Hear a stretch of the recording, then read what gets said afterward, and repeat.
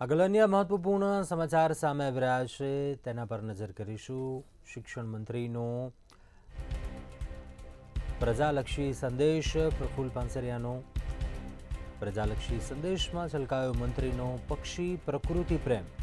પક્ષી બચાવો પ્રકૃતિ બચાવોનો શિક્ષણ મંત્રીનો સંદેશો। ઉનાળાની કાળઝાળ ગરમીમાં પક્ષીઓનું જતન કરવા માટે જણાવ્યું। પોતાના ઘરમાં અને ઘરની આસપાસ પાણીના કુંડા મૂકો। શાળાના બાળકોને પણ શિક્ષણ મંત્રી દ્વારા અપીલ કરાઈ છે। વિડીયોના માધ્યમથી શિક્ષણ મંત્રીએ અનેરો સંદેશ આપ્યો।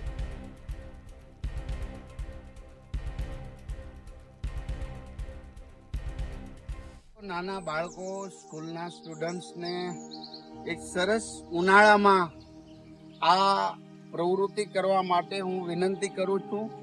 તમારા પ્લેટની અંદર, ઘરની અંદર જ્યાં હોય ત્યાં નાનું બાઉલની અંદર તમે જાતે જ મમ્મી પાસેથી લઈ પાણી ભરી અને ત્યાં મૂકજો। ચકલી, પોપટ, કંઈ પણ પક્ષીઓ જો પાણી પીવા આવશે પછી તમે જોજો, બહુ જ આનંદ આવશે।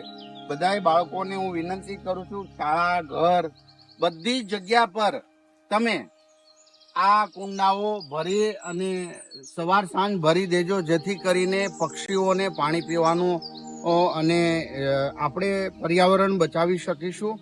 અને આજે જે કુંડા છે મારા રેસિડેન્સ નિવાસ સ્થાને એ બધા જ હું જાતે ભરું છું, મને એનો આનંદ છે। અને હમણાં જ પક્ષીઓ આવશે, સાંજના પણ બધા જ પક્ષીઓ અહીંયા પાણી પીવા આવે છે, જે જોઈને ખૂબ જ આનંદ થાય છે। ચાલો સૌ આપણે આપણા પક્ષીઓ બચાવીએ, આપણું પ્રકૃતિને બચાવીએ।